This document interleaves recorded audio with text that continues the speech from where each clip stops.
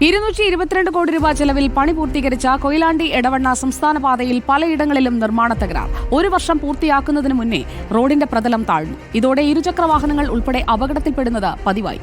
ദീപക് മലയമ്മ കാട്ടിത്തരും അവിടുത്തെ കാഴ്ചയെന്തെന്ന്.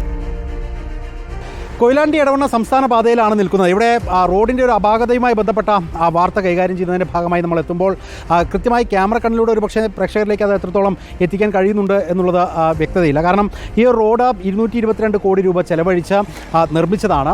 വലിയ രീതിയിൽ കൊട്ടിക്കൊഴിച്ച് നിർമ്മിക്കുന്നു. അത് മുക്കം മുതൽ ഇങ്ങോട്ട് താമരശ്ശേരി കഴിഞ്ഞ് ഏതാണ്ട് കൊയിലാണ്ടി വരെ പോകുന്ന ഒരു ഭാഗം 54 കിലോമീറ്ററോളമുള്ള പ്രദേശമാണ്. അവിടെ റോഡ് പൂർണ്ണമായും ഓരോ വശം അത് താഴ്ന്നു പോകുന്ന സാഹചര്യമാണ് ഉണ്ടായിട്ടുള്ളത്. ഒരു തരത്തിലും അത്തരത്തിൽ സംഭവിക്കാൻ പാടില്ലാത്തതാണ്. പക്ഷേ ഭാരമേറിയ ചരക്ക് നീക്കവുമായി ബന്ധപ്പെട്ടുള്ള വാഹനങ്ങൾ വരുന്ന ഘട്ടത്തിൽ ഈ റോഡിൻ്റെ ഒരു വശം അത് പൂർണ്ണമായും താഴ്ന്നു പോകുന്ന സാഹചര്യം അത് ചെറുകിട ചെറിയ വാഹനങ്ങൾക്ക് ഇതിലൂടെ യാത്ര ചെയ്യുമ്പോൾ അപകടത്തിലേക്ക് ഉൾപ്പെടെ കാര്യങ്ങളെ എത്തിക്കുന്നു എന്നുള്ളതാണ്. ഈ സംസ്ഥാന പാത വലിയ രീതിയിൽ കുപ്രസിദ്ധി ആർജിച്ച ഒരു പാത കൂടിയാണ്. അതിനുള്ള കാരണം പലപ്പോഴും വലിയ തരത്തിലുള്ള അപകടങ്ങൾ ഈ പാതയിൽ ഉണ്ടായിട്ടുണ്ട് എന്നുള്ളതാണ്. ഇത് ചരക്ക് ലോറി പോകുന്ന ഭാഗത്തൊക്കെ കുഴിഞ്ഞു പോവുകയാണ്.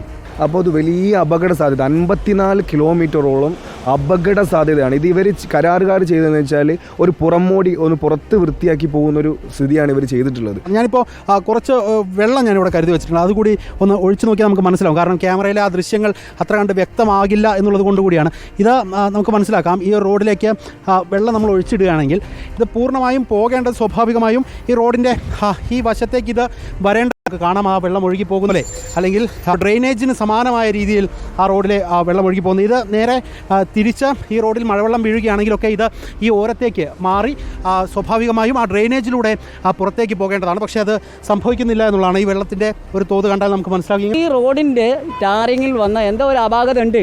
അതിപ്പോൾ ഇതിനെപ്പറ്റി പഠിച്ച ആൾക്കാർക്ക് മാത്രമേ പറയാൻ പറ്റും. ഞങ്ങളിത് ഓട്ടോ ഡ്രൈവർമാരാണ്. ഇപ്പോൾ ഞങ്ങൾ ഒരു കട്ടിംഗ് ആണ് ഇവിടെ. ഞങ്ങൾ വണ്ടിയായിട്ട് പോകുമ്പോൾ ഞങ്ങൾ 2 കൈ കൊണ്ട് അത്രയ്ക്കും അത്രയും പിടിച്ചാൽ മാത്രമേ കിട്ടുമോ. ബൈക്കുകാരാണ് അധികം അപകടത്തിൽപ്പെടുന്നത്. വലിയ വണ്ടിക്കാരെ അറിയുന്നില്ല, അവരങ്ങ് പോയി ഒന്ന് കുലുക്കുന്നേ ഉള്ളൂ. സ്ഥിരമായിട്ട് കാണുന്നതാണ്. ഇത് വളരെ ഒരു അപകടമുള്ളതാണ്. നമ്മൾ പരിചയമില്ലാത്തവരാണ് ഇത് സംഭവത്തിൽപ്പെടുന്നത് മുഴുവൻ. ഈ വെള്ളത്തിൻ്റെ ഒഴുക്ക് സ്വാഭാവികമായും ഉണ്ടാകേണ്ടത് ഈ വശത്തേക്ക് മാറി സ്വാഭാവികമായും ഈ ഡ്രെയിനേജിലേക്ക് ഇറങ്ങി വെള്ളം ഒഴുകി പോവുകയാണ് വേണ്ടത്. പക്ഷേ അത് സംഭവിക്കുന്നില്ല എന്ന് മാത്രമല്ല, ഇങ്ങനെ ഒരു ചാല റോഡിൽ രൂപപ്പെട്ടാൽ അത് ചെറിയ വാഹനങ്ങൾക്ക് ഉണ്ടാക്കുന്ന അപകടത്തിൻ്റെ തോത് അത് അത്രത്തോളം വലുതായിരിക്കും.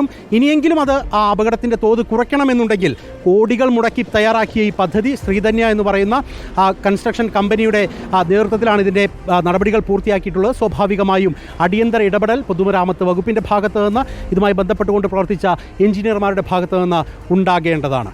വീഡിയോ ജേർണലിസ്റ്റ് ജിബേഷിനൊപ്പം reporter Deepak Malayamma, in reporter, Kozhikode.